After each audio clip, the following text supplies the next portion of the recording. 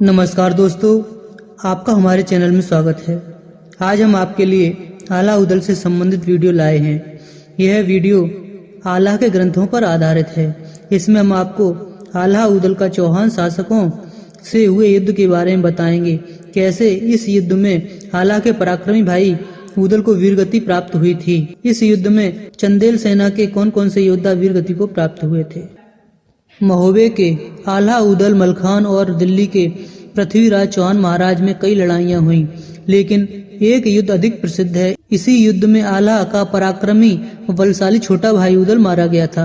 यह युद्ध 1182 में चंदेल सेना और चौहान सेना के बीच हुआ था।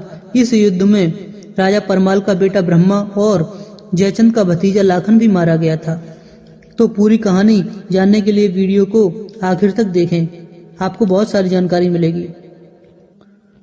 परिहार राजा माहिल चंदेल राजा परमाल से मन ही मन नफरत करते थे, जबकि राजा परमाल की पत्नी रानी मलना माहिल की सगी बहन थी। लेकिन माहिल इतने ओछी प्रवृत्ति के व्यक्ति थे कि उन्होंने खुद के पुत्र को भी चौहान शासकों के हाथों मरवा दिया था।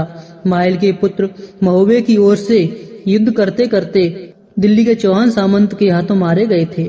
तो आप खुद अंदाजा लगा सकते हैं कि माहिल के लिए बहन और भांजों की तो औकाती क्या।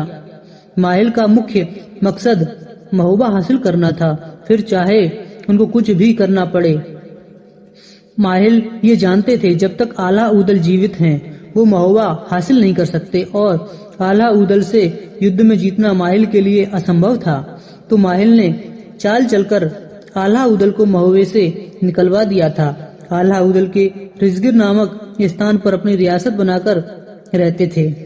माहिल ने जब देखा आला उदल नहीं है, अगर ब्रह्मा को मरवा दिया जाए तो महोबे के वारिस सिर्फ माहिल रह जाएंगे। यही सोचकर माहिल एक चाल चलते हैं। वे राजा परमाल के पास आते हैं और कहते हैं, बहुत समय बीत गया, ब्रह्मा और बेला का विवाह हुए, अब तो ब्रह्मा का गौना करा लो। राजा परमाल एक दूरदर्शी व्यक्ति थे। उन्होंने कहा, अगर ब्रह्मा का गौना कराते हैं तो गौने में पृथ्वीराज से युद्ध होगा, क्योंकि पृथ्वीराज इतनी आसानी से अपनी पुत्री का गौना नहीं करेंगे।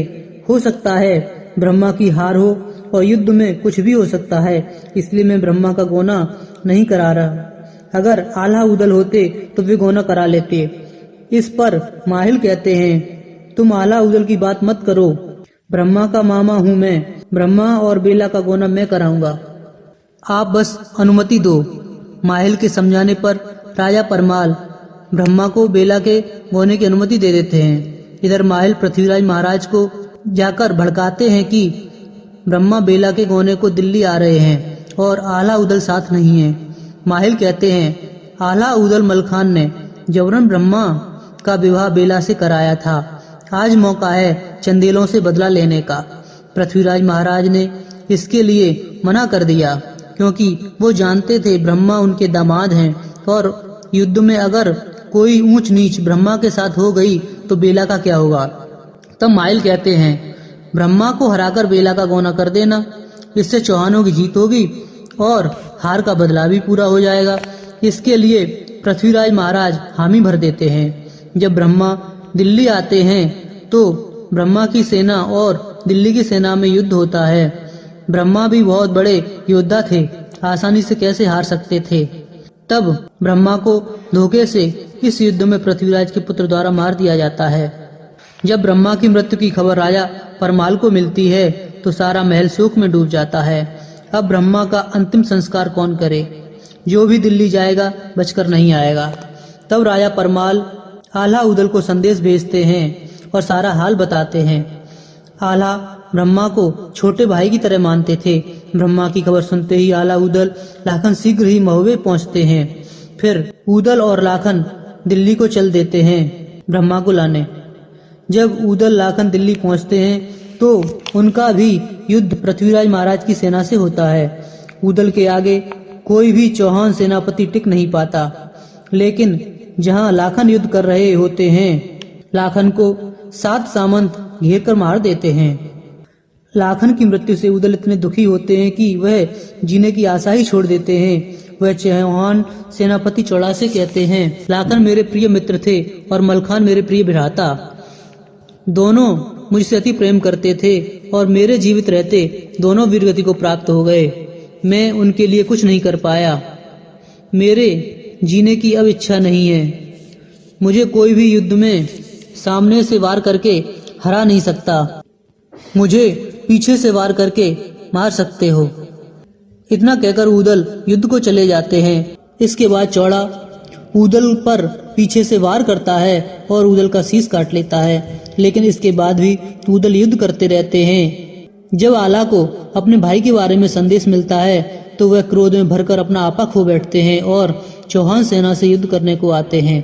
जब तक आला रणभूमि पर नहीं पहुंचते तब तक ऊदल बिना सर के ही युद्ध करते रहते हैं। ऊदल जिस ओर से निकल जाते थे उधर मैदान खाली कर देते थे। जब आला आकर ऊदल के शरीर पर हाथ रखते हैं तो ऊदल शांत होकर गिर जाते हैं और फिर कभी नहीं उठते।